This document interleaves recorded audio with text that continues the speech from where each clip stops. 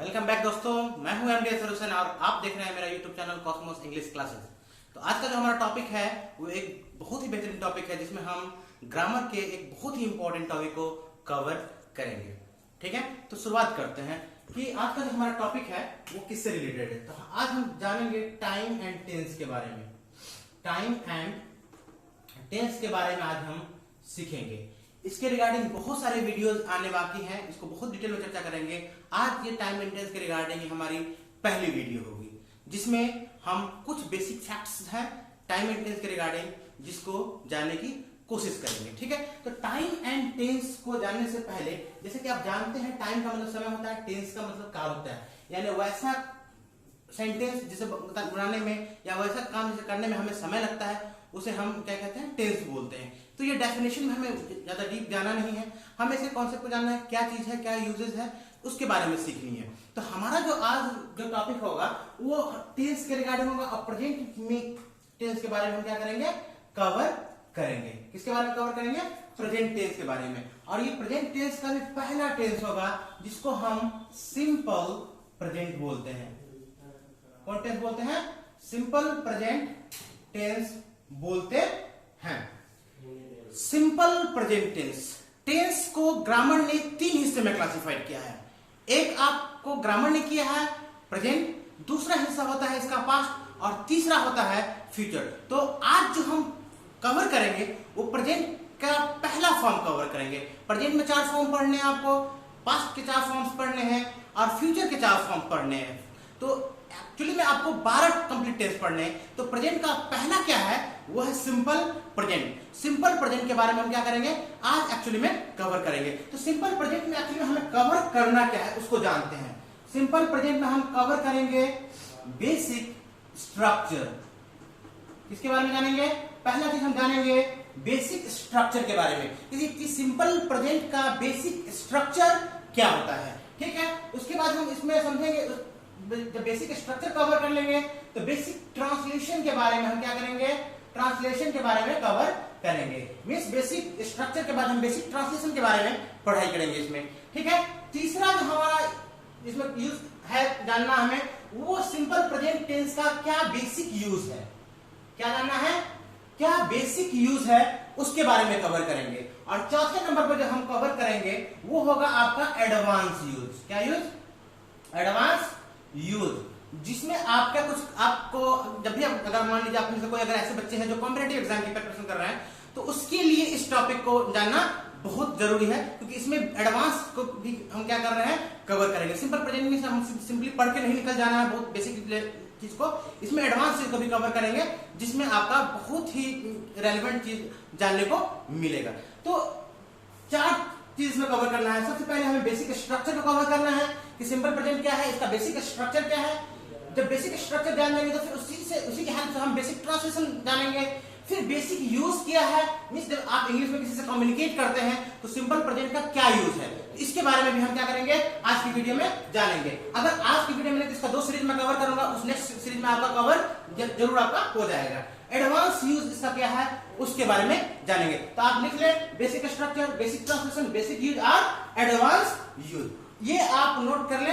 इसके बाद मैं आगे कुछ आपको बता रहा हूं सिंपल प्रेजेंट के रिगार्डिंग। सिंपल प्रेजेंट में एक्चुअली में और क्या क्या चीज आपको जानना है, सिंपल प्रेजेंट एक्चुअली में है क्या चीज। ठीक है, तो सिंपल प्रेजेंट टेंस को बहुत सारे लोग कहते हैं इसका पहचान तहती होता है, जिसके संडे क्लास में तहती लगा हो तो उसको हम सिंपल प्रेजेंट बोलते हैं। ये भी एक अपने हद तक क्या है, सही है। लेकिन सिंपल प्रेजेंट को जानना किस हिसाब से आपके लिए जरूरी है, कैसे समझे कि सिंपल प्रेजेंट है। तो सिंपल प्रेजेंट आप अगर कह ले तो सिंपल प्रेजेंट एक ऐसा टेंस है जिसमें परमानेंट एक्शन की बात की जाती हो। किस एक्शन की बात की जा रही हो?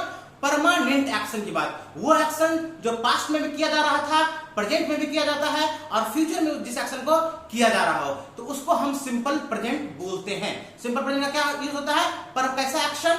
Permanent action. तो सिंपल प्रेजेंट के बारे में पहला चीज क्या लिखेंगे, simple present is a permanent action. Permanent action पहला हो गया आपका ये क्या, परमानेंट एक्शन। ठीक है, अब दूसरी बात जो इसमें जानना होगा, जो आपका परमानेंट क्या कहते हैं आपका एक्शन होगा, वो एक्चुअली में आपका हैबिचुअल एक्शन भी होगा। हैबिचुअल एक्शन भी आप उसको बोल सकते हैं, यानी वैसा काम आप अपनी लाइफ में करते हैं, अपनी डेली रूटीन में करते हैं, जिसे आपको अपनी हैबिट के मुताबिक क्या करना पड़ता हो, करना पड़ रहा हो, आपको उस काम को आगे ले जाना पड़ता। तो ये हैबिचुअल एक्शन भी आप इसको बोल सकते हैं, ठीक है। और तीसरा जो यूज होगा, तीसरा जो इसका एक्शन इसको बोल सकते हैं आप, वो बोल सकते हैं यूनिवर्सल ट्रुथ भी बोल सकते हैं। ये एक्शन एक ऐसा एक्शन है जो यूनिवर्सल ट्रुथ है, अगर आप कर रहे हो तो आपके लिए, अगर सामने वाला कर रहा है तो सामने वाले के लिए, ठीक है। तो पहला क्या यूज होगा सिंपल प्रेजेंट का, सिंपल प्रेजेंट को कौन सा एक्शन बोल सकते हैं आप, तो परमानेंट एक्शन बोल सकते हैं। वैसा एक्शन जो पास्ट में था, प्रेजेंट में है एंड फ्यूचर में भी क्या होगा, रहेगा ही रहेगा। हैबिचुअल एक्शन, आपका कोई हैबिट है, जैसे मेरी हैबिट क्या है, मैं सुबह अगर 7 बजे उठता हूं तो ये मेरी क्या है, हैबिट है, तो मेरा हैबिचुअल एक्शन होगा। और इसको कौन टेंस मानेंगे हम, तो सिंपल प्रेजेंट मानेंगे। परमानेंट एक्शन, सपोज मेरा क्या प्रोफेशन है, सपोज क्या मैं सीरियसली बोलूं तो कोई पूछता है sir what do you do, आप क्या करते हैं, तो मेरा रिप्लाई क्या होगा, मैं इंग्लिश पढ़ाता हूं। तो ये मेरा क्या है, परमानेंट एक्शन है, यानी इस काम को मैं पास्ट में भी करता था, प्रेजेंट में भी कर रहा हूं, और इस काम को फ्यूचर में भी क्या रखूंगा, कंटिन्यू भी रखूंगा। तो सिंपल प्रेजेंट को पहचानने का तरीका क्या होगा कि परमानेंट जो भी काम होगा वो परमानेंट अगर कोई काम है, इसका मतलब है कि वो सिंपल प्रेजेंट है। अगर परमानेंट नहीं है, अगर हैबिचुअल है, यानी आपके हैबिट में वो शामिल है, इसका मतलब वो सिंपल प्रेजेंट है, या एक यूनिवर्सल एक्शन है, यानी ऐसा एक्शन जिसे हमेशा आप क्या रहे, खत्म नहीं हो, हमेशा चलता रहे, फैक्ट माना जाता हो, आपके लाइफ से रिलेटेड हो। फिर भी अगर बहुत सारे ऐसे बच्चे हैं जिसको ये बात समझ में नहीं आएगी, सर इस परमानेंट एक्शन को किस हिसाब से करें, हमारा तो जो क्या कहते हैं आपको लैंग्वेज है वो हिंदी है, तो हमें जब भी सेंटेंस ऐसा बनाना हो, अगर हिंदी में आता हो तो कैसे समझेंगे कि सर ये सिंपल प्रेजेंट है। तो इसके लिए ग्रामर कहता है कि आप सिंपल प्रेजेंट को पहचानने का हिंदी में इस तरह जानिए कि ताहती है का यूज उसके सेंटेंस के लास्ट में दिया रहेगा, यानी सेंटेंस के लास्ट में ताहती है का यूज किया होगा। अगर इंग्लिश में समझे, सॉरी हिंदी में समझे, तो हिंदी में ग्रामर क्या कहता है कि परमानेंट एक्शन यानी सिंपल प्रेजेंट के अगर आपको पहचानना है तो सिंपल प्रेजेंट को कैसे पहचानेंगे, सेंटेंस के लास्ट में ताहती का अगर इंडिकेशन आपको बता रहा है तो वो सिंपल प्रेजेंट है। और जब सेंटेंस के लास्ट में ताहती लगा हुआ है, इसका मतलब है कि वो परमानेंट एक्शन है, हैबिचुअल एक्शन है, या उसका यूनिवर्सल ट्रुथ, यूनिवर्सल एक्शन आप उसको बोल सकते हैं, ठीक है। तो आई होप आपको यहां तक समझ में आ गया होगा, ठीक है। तो ये तो मैंने आपको बताया कि एक्चुअली में सिंपल प्रेजेंट को कैसे पहचाने आप। तो सिंपल प्रेजेंट को आपने लगभग पहचान लिया कि अगर हिंदी में होगा तो ताहती लगा होगा, अगर डायरेक्ट हमको इंग्लिश में समझना है तो देखना है कि ये यूनिवर्सल एक्शन है या हैबिचुअल एक्शन है, नहीं तो यूनिवर्सल ट्रूथ है। तो आप इसको यहां तक समझ लिए। अब हम स्ट्रक्चर की बात करते हैं। किसकी बात करते हैं, स्ट्रक्चर की बात करते हैं। तो स्ट्रक्चर में सिंपल प्रेजेंट का कैसे निर्माण होता है, कैसे हम स्ट्रक्चर में सिंपल प्रेजेंट को फॉर्म करते हैं, मींस बनाते हैं और बना करके सेंटेंस को बोलते हैं, ठीक है। तो सिंपल प्रेजेंट का स्ट्रक्चर को हम समझते हैं तो सबसे पहले पॉजिटिव की बात करते हैं। पॉजिटिव स्ट्रक्चर का मतलब हो गया कि क्या स्ट्रक्चर के फॉर्म में क्या सब आएगा। तो ग्रामर कहता है सबसे पहले दुनिया का कोई भी एक्टिव सेंटेंस बनता है तो सबसे पहले सेंटेंस में क्या आता है, सब्जेक्ट आता है। तो मैंने सबसे पहले सेंटेंस में क्या लिख दिया, सब्जेक्ट लिख दिया। सब्जेक्ट के बाद सबसे लास्ट में कोई भी अगर क्या कहते हैं आपको वाक्य आता है या कोई भी स्ट्रक्चर का फॉर्म आता है, वो ऑब्जेक्ट आता है। सब्जेक्ट मींस काम करने वाला, ऑब्जेक्ट मींस किस तरह का काम कर रहे हैं। इसके बारे में मैंने भी वीडियो क्या किया है, बना करके अपने चैनल पे अपलोड कर दिया है। अगर आपने अब तक नहीं देखा है तो प्लीज इस वीडियो को आप जरूर देख ले। तो किसी भी तरह का सेंटेंस बनाते हैं सबसे पहले सब्जेक्ट आता है, उसके सबसे लास्ट में आपको ऑब्जेक्ट आता है। तो सिंपल प्रेजेंट के भी स्ट्रक्चर में पॉजिटिव मैंने सबसे पहले सब्जेक्ट लिखा, सब्जेक्ट के बाद मैंने लास्ट में ऑब्जेक्ट लिखा, ठीक है। अब सब्जेक्ट के बाद क्या आएगा, तो सिंपल प्रेजेंट टेंस एक ऐसा इकलौता टेंस है जिसका पॉजिटिव अगर बनाते हो, एक सिंपल पास्ट भी कंसीडर इसमें क्या आता है, दो टेंसेस को, कि अगर उसका पॉजिटिव अगर आप बनाते हो तो उसमें आपको auxiliary verb means helping verb देने की कोई जरूरत नहीं है। इसमें मैंने बताया था is am are, was were, have has, had, do does और डिड, इस तरह किसी भी तरह का हेल्पिंग वर्ब नहीं आएगा। तो हेल्पिंग वर्ब नहीं आएगा तो वर्ब का मेन वर्ब आएगा। तो सबसे पहले आपको आएगा V1 और नहीं तो V5 आएगा। दो तरह का वर्ब को सिंपल प्रेजेंट क्या करता है, कवर करता है, सब्जेक्ट प्लस V1 या सब्जेक्ट प्लस V5। अब एक बार वर्ब पे फिर एक नजर डालते हैं कि वर्ब में किस तरह का वर्ब आपको दो तरह से जो आएगा तो वो कैसा रहेगा दिया हुआ। तो आपको मैंने बोला कि वर्ब कितने तरह का होता है, 5 तरह का होता है। इसके बारे में मैंने वीडियो डाल रखा है, वर्ब 5 तरह का होता है। तो अभी सिंपल V1 और V5 के बारे में जानते हैं। तो V1 जो है वो किसी भी वर्ब, जो वर्ब होता है वो वर्ब का मेन एक्शन है। मेन वर्ब अगर बोले तो आप V1 को बोल सकते हैं, वो एक्चुअली में ओरिजिनल फॉर्म है वर्ब का। V1 जो है ओरिजिनल फॉर्म है।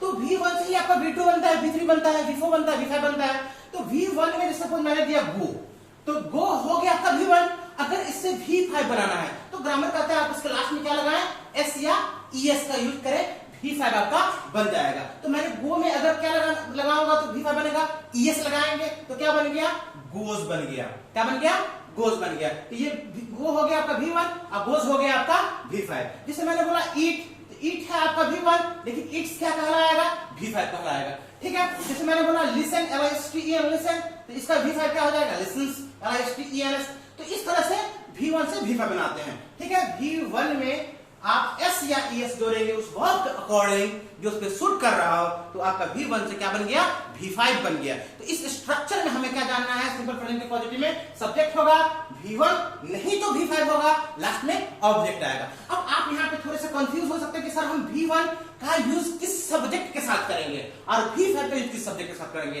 तो ग्रामर कहता है यहाँ भी आपको वरी होने की जरूरत नहीं है, नॉट टू वरी। आप क्या करें, फर्स्ट पर्सन के साथ और सेकंड पर्सन के साथ किसका यूज करें, V1 का यूज करें। पर्सन के बारे में मैंने बताया था कि फर्स्ट पर्सन कौन होता है, स्पीकर होता है, सेकंड पर्सन लिसनर होता है। फर्स्ट पर्सन में आता है आपका आई और वी, सेकंड पर्सन में आता है यू। तो ग्रामर ने आपको क्या बोला, ग्रामर ने आपको इंस्ट्रक्ट किया कि भाई अब क्या करो, फर्स्ट पर्सन और सेकंड पर्सन के साथ V1 का यूज कर लो और V5 मींस S या ES जो लगाकर बनाते हैं, तो V5 का अगर आपको यूज करना है तो थर्ड पर्सन सिंगुलर के साथ करना है। किसके साथ करना है, जब थर्ड पर्सन सिंगुलर होगा सब्जेक्ट तब यूज करना है, जब थर्ड पर्सन प्लूरल होगा तो उसके साथ हमें V5 का यूज नहीं करना है। यहां भी आप थोड़ा सा कंफ्यूज हो गए। तो इस बात को ध्यान रखिए, जो बोलने वाला सुनने वाला या सिंपल समझिए दुनिया के हर सब्जेक्ट के साथ V1 का यूज होगा, सिर्फ थर्ड पर्सन के साथ और भी सिंगुलर के साथ किसका यूज होगा, V5 का यूज होगा। जैसे मैंने बोला राम मुझे जानता है, तो राम कौन पर्सन होगा, मैं बोलने वाला फर्स्ट, जो सुना सेकंड,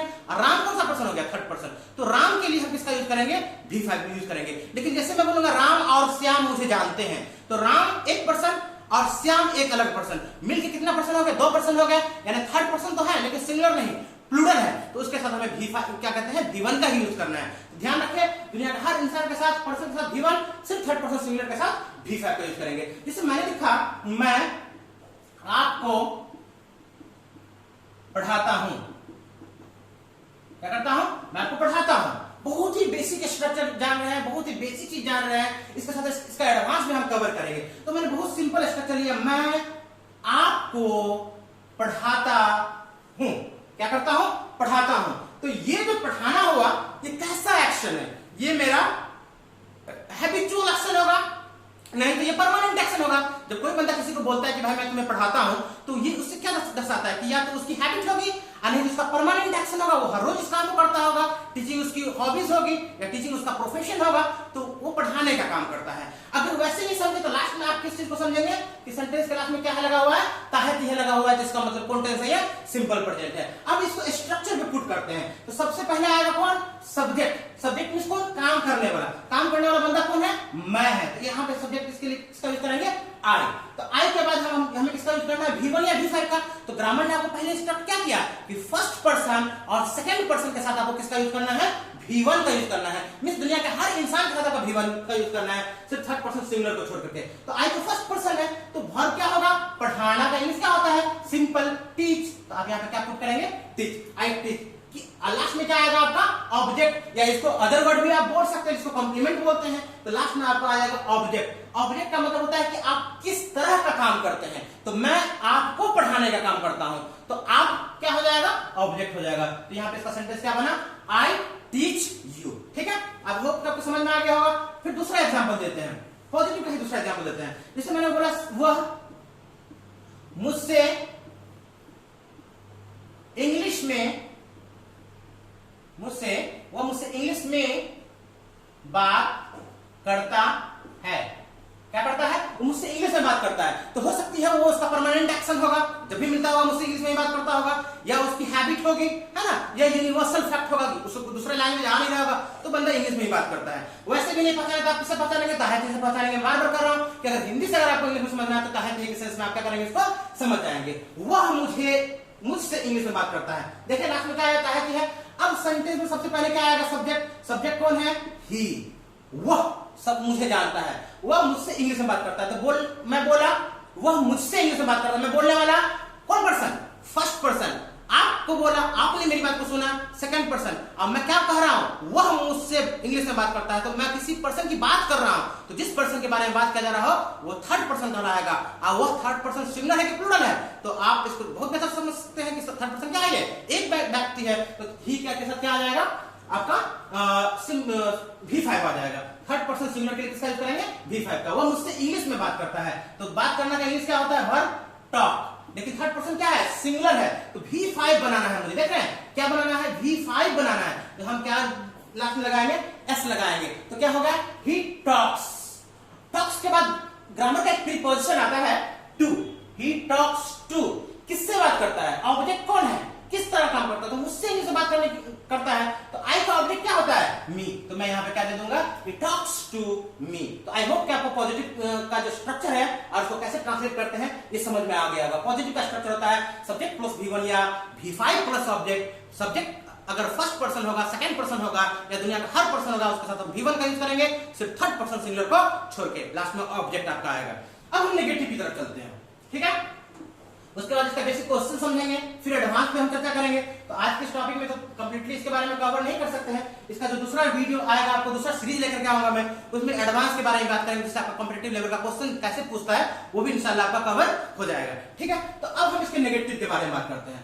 अब यहाँ पे नेगेटिव जब बनाएंगे तो थोड़ा सा आपको डाउट होगा। डाउट क्या होगा कि जब आपने पॉजिटिव बनाया तो सब्जेक्ट के साथ किसी भी तरह का हेल्पिंग वर्ब तो नहीं आया, तो आप नॉट कहां यूज करेंगे। तो इसमें भी नेगेटिव में सबसे पहले क्या आएगा, सब्जेक्ट ही आएगा। सब्जेक्ट के बाद आपका क्या आएगा, ऑब्जेक्ट आएगा। तो हमने सब्जेक्ट प्लस ऑब्जेक्ट दे दिया। अब मुझे पॉजिटिव में V1 दिया था, V5 दिया था, तो इसमें भी दे दिया। तो आपको नेगेटिव कैसे बनाना होगा, क्या मेन वर्ब के बाद नॉट लगाएंगे, यानी V1 या V5 के बाद हम नॉट लगा देंगे तो क्या हमारा नेगेटिव बन जाएगा। तो ग्रामर कहता है कि कभी भी दुनिया का कोई भी सेंटेंस अगर आप बना रहे हो उसमें मेन वर्ब के बाद डायरेक्ट नेगेटिव नॉट आप नहीं लगा सकते हैं। नॉट कब आता है, तो जब आपका ऑक्सिलरी वर्ब होगा तभी उसके साथ क्या कहते हैं आपका नॉट आएगा। दुनिया में किसी भी तरह का सेंटेंस बनाए जब तक हेल्पिंग वर्ब नहीं है तो उसका नेगेटिव नहीं बना सकते हैं। अगर आपको बोलना हो मैं क्रिकेट खेलता हूं, तो आपने बना दिया पॉजिटिव, आई प्ले क्रिकेट। अगर कोई बंदा बोलता है मैं क्रिकेट नहीं खेलता हूं, तो आप इसको ऐसे नहीं बोल सकते हैं आई प्ले नॉट क्रिकेट, ये आपका सेंटेंस क्या हो जाएगा, गलत हो जाएगा। तो अब हम कहीं ना कहीं किसका हेल्प लेंगे, हेल्पिंग वर्ब का ही हेल्प लेंगे। तो दो हेल्पिंग वर्ब, इस तरह की इमरजेंसी के केस में आप किसका यूज करेंगे, डू या डज का यूज करेंगे। किसका यूज करेंगे, डू या डज का यूज करेंगे। मैंने ग्रामर का जो वीडियो बनाया था आपके लिए, जो मेरे चैनल पे अपलोड है, जो क्या कहते हैं हेल्पिंग वर्ब रिगार्डिंग है, उस वीडियो में मैंने चर्चा किया था कि जब इस तरह का इमरजेंसी का केस आ जाए, इस तरह की सिचुएशन आ जाए जिसमें आपको हेल्पिंग वर्ब नहीं दिया हो लेकिन नेगेटिव बनाने के लिए हेल्पिंग वर्ब देना पड़ा, तो किस वर्ब का यूज करेंगे, तो आपको आंख बंद करके किसका यूज करना है, डू या डज का यूज करना है। क्योंकि मैंने बताया था डू या डज या कोई भी टीचर बता सकता है, डू या डज कैसा वर्ब होता है, हेल्पिंग वर्ब भी होता है। और इन केस जब किसी तरह की इमरजेंसी आती है, ऐसा सेंटेंस मिले आपको जिसमें डायरेक्ट मेन वर्ब आता हो पॉजिटिव के बाद, तो उस तरह के सेंटेंस को बनाने में आप नेगेटिव बनाने में आप डू डज का क्या करेंगे, हेल्प लेंगे। ग्रामर में डू डज क्या कहता है कि भाई अगर आपके पास हेल्पिंग वर्ब दूसरा नहीं है तो हेल्प मैं हूं ना, मैं आपका हेल्प करूंगा। तो ग्रामर इसमें हम क्या कर देंगे, डू में भी नॉट लगा देंगे तो डू नॉट बन गया, डज में नॉट लगा देंगे तो क्या बन गया आपका, डजंट बन गया। डज और डज में प्लस नॉट मेंशन कर देंगे तो क्या कहलाएगा, डू नॉट में अगर हम डू में नॉट लगा देंगे तो क्या कहलाएगा, ये शॉर्ट फॉर्म इसको आप डोंट बोलेंगे, और डज में नॉट मेंशन कर देंगे तो ये डजंट कहलाएगा आपका शॉर्ट फॉर्म में। तो हमने इसको ले लिया। अब क्या करना है, मैं इसको एक बार क्या करता हूं, साफ कर देता हूं। अब यहाँ पे क्या लिखना है, ग्रामर ने बोला कि आप मेन वर्ब का तो नॉट यूज नहीं कर सकते हैं, तो डू में नॉट लगा करके डोंट यूज कीजिए, डज में नॉट लगा करके किसका यूज कीजिए, डजंट का यूज कीजिए। फिर आइए वर्ब पे और लास्ट में ऑब्जेक्ट। अब यहाँ पे एक वर्ब और मिसिंग है। आप कहेंगे सर V5 कहां चला गया, तो ग्रामर का रूल है, ग्रामर ने कहा डू V1 है और डू का V5 क्या है, डज है। ये अपने आप में मेन वर्ब भी है ना, तो डू में ES लगा दिया तो क्या बन गया, ये आपका डज बन गया। क्या बन गया, डज बन गया। तो जब आपने ऑलरेडी नेगेटिव बनाने के लिए डू का V5 डज का यूज किया है, तो फिर दोबारा आपको मेन वर्ब में V5 देने की कोई भी जरूरत नहीं है। सेंटेंस ग्रामेटिकली आपका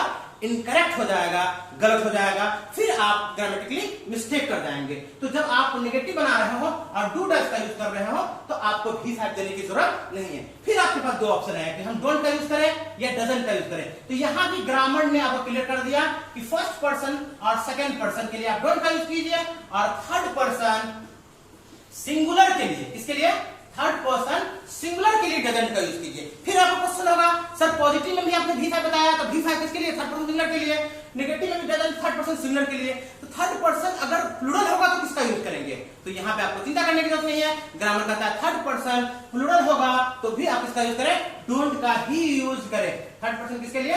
प्लूरल के लिए भी, सिर्फ सिंगुलर में डजंट का यूज करेंगे।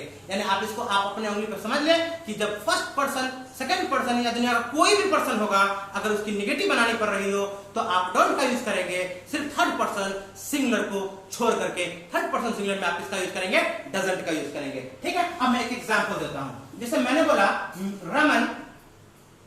रमन मुझे नहीं जानता है। क्या करता है?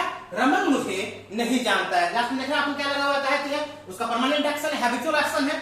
सब्जेक्ट क्या है? तो सब्जेक्ट कौन नहीं जानता है? ना जानना भी तेरा काम है। तो रमन नहीं आपको जानता है तो आप यहाँ पे क्या पुट करेंगे? रमन। सब्जेक्ट हो गया रमन।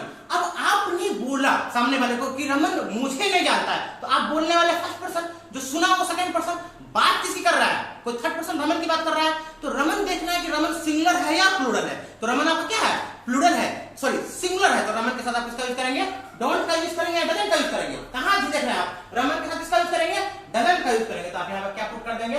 रमन डजंट। उसके बाद आएगा मेन वर्ब। तो मेन वर्ब क्या है? जानना। तो जानना का इंग्लिश क्या होता है? नो। किसे नहीं जानता है? मुझे। तो मुझे का ऑब्जेक्ट क्या हो जाएगा? Object me. Raman doesn't know me. I hope कि ये आपका एग्जांपल समझ में आया होगा। इसको वीडियो को रोक करके आप नोट कर लेंगे। फिर तीसरा एग्जांपल, इसका दूसरा एग्जांपल देता हूं। जैसे मैंने बोला कि मैं मैथ नहीं पढ़ाता हूं। क्या करता हूं? कोई मुझसे पूछता सर आप मैथ पढ़ाते हैं? मेरा आंसर होगा नहीं भाई, मैं मैथ नहीं पढ़ाता हूं। मैं कौन पर्सन? First person. तो सबसे पहले सब्जेक्ट आ जाएगा आई फर्स्ट पर्सन है। फर्स्ट पर्सन के साथ किसका यूज करते हैं? डोंट का। तो हमने डोंट दे दिया, आई डोंट। उसके बाद क्या आएगा? डोंट के में मैंने एक ले लिया। अब बचा मेन वर्ब। तो वर्ब क्या है? तो वर्ब है पढ़ाना। इंग्लिश क्या होता है? टीच। I don't teach. क्या नहीं पढ़ाता हूं मैं? तो मैंने बोला मैथ नहीं पढ़ाता हूं। I don't teach mathematics. तो कोई भी सब्जेक्ट, जैसे मैं आपको नहीं जानता हूं, आई डोंट नो यू। मैं आपका काम नहीं करता हूं, I don't do your work. मैं सीतामढ़ी नहीं जाता हूं, I don't go to Sitamarhi. मैं दिल्ली नहीं जाता हूं, I don't go to Delhi. वह दिल्ली नहीं जाता है, he doesn't go to Delhi. मेरे पिताजी नहीं पढ़ाते हैं, माय फादर थर्ड पर्सन। तो माय फादर डजंट टीच। मेरे पिता मैथ नहीं पढ़ाते हैं, my father doesn't teach mathematics. तो ये आपका नेगेटिव है। अगर आपको क्वेश्चन करने की बारी है, सिंपल प्रेजेंट पॉजिटिव नेगेटिव आप समझ गए। जब क्वेश्चन करने की बारी आएगी तो क्वेश्चन में पॉजिटिव बताता हूं। ठीक है, आज सिर्फ पॉजिटिव कवर करेंगे, दूसरे वाले वीडियो में हम इसके नेगेटिव क्वेश्चन भी कवर करेंगे। तो जब आपने पॉजिटिव बनाया था, सॉरी नेगेटिव बनाया था, तो किसका यूज किया था? डू डज का ही यूज किया था ना। डू में नॉट लगा दिया था आपने, डज में नॉट लगा दिया था। तो ग्रामर क्या कहता है? आप क्वेश्चन जब करेंगे ना, इस नॉट को क्या करेंगे? हटा देंगे। आप किसको बाहर कर देंगे? डू या डज को बाहर कर देंगे। तो डू या डज को मैंने बाहर कर दिया। फिर सब्जेक्ट आएगा, फिर V1 आएगा, लास्ट में ऑब्जेक्ट आएगा। देख रहे हैं यहाँ पे V5 फिर भी नहीं आ रहा है। क्यों? क्योंकि डू का V5 क्या होता है? डू का V5 डज ही तो होता है। दोबारा V5 देने की आपको जरूरत नहीं है। तो ग्रामर ने बोला डू का यूज किस पर्सन के लिए करेंगे? तो फर्स्ट पर्सन और सेकंड पर्सन के लिए करेंगे। और डज का यूज किस पर्सन के लिए करेंगे? थर्ड पर्सन सिंगुलर के लिए। किस केस में? मैं क्वेश्चन पूछूंगा, अगर मैं अपने बारे में पूछता हूं तो मैं फर्स्ट पर्सन, मैं आपसे क्वेश्चन पूछूंगा और आपके ही बारे में पूछूंगा तो भी डू का यूज करूंगा। लेकिन जब मैं आपसे क्वेश्चन पूछ रहा हूं, कहां देख रहे हैं आप? मैं आपसे क्वेश्चन पूछ रहा हूं और जब किसी तीसरे बंदे के बारे में पूछूंगा वो सिंगुलर होगा, तब हम किसका यूज करेंगे? डज का यूज करेंगे। जैसे मैंने पूछा क्या आपके पिताजी, क्या आपके फादर, तो क्या मैं डू यू फादर बोलूंगा? नहीं, क्या बोलूंगा? Does your father. क्या आपकी माताजी? Does your mother. क्या राम? डज राम। क्या श्याम? डज श्याम। क्या वह? Does he. इस तरह से हम क्या करते हैं? क्वेश्चन करते हैं। जैसे मैंने बोला क्या राम मुझे जानता है। देख रहे हैं मैं क्वेश्चन आपसे कर रहा हूं लेकिन बात किसी कर रहा हूं? राम की कर रहा हूं।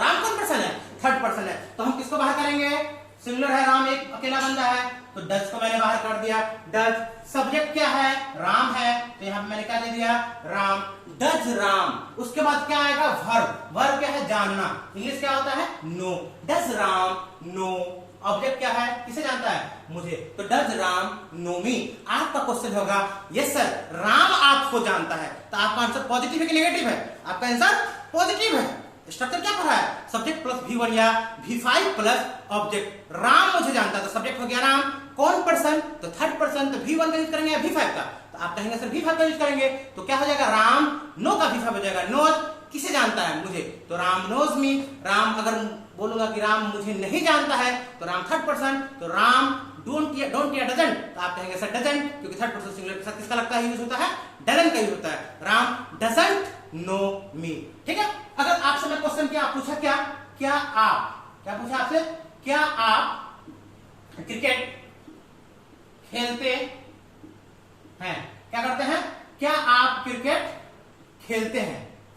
मैं पूछने वाला फर्स्ट पर्सन और आपसे पूछ रहा हूं और आप ही के बारे में बात कर रहा हूं, तो मैं बोलने वाला फर्स्ट, आप सुनने वाले सेकंड। तो फर्स्ट सेकंड के लिए किसको बाहर करेंगे? हम डू को बाहर करेंगे। डू सब्जेक्ट क्या हो जाएगा आपका? यू। Do you. उसके बाद वर्ब क्या बचा? खेलना। तो डू यू प्ले। ऑब्जेक्ट क्या होगा? Cricket. Do you play cricket. आपका आंसर होगा यस सर, मैं क्रिकेट खेलता हूं। I play cricket. मैं क्रिकेट नहीं खेलता हूं। आई डोंट प्ले क्रिकेट, क्योंकि आई कौन पर्सन है? फर्स्ट पर्सन है। तो आज का जो वीडियो था ये आपको सिंपल प्रेजेंट के रिगार्डिंग। आज के वीडियो में सिर्फ हम चर्चा किसके बारे में किए? बेसिक स्ट्रक्चर, बेसिक ट्रांसलेशन के बारे में हमने चर्चा किया। इसके नेक्स्ट वीडियो में इसका क्या एडवांस यूज है और क्या बेसिक यूज है कन्वर्सेशन में, उसके बारे में हम डिटेल में चर्चा करेंगे इस टॉपिक पे।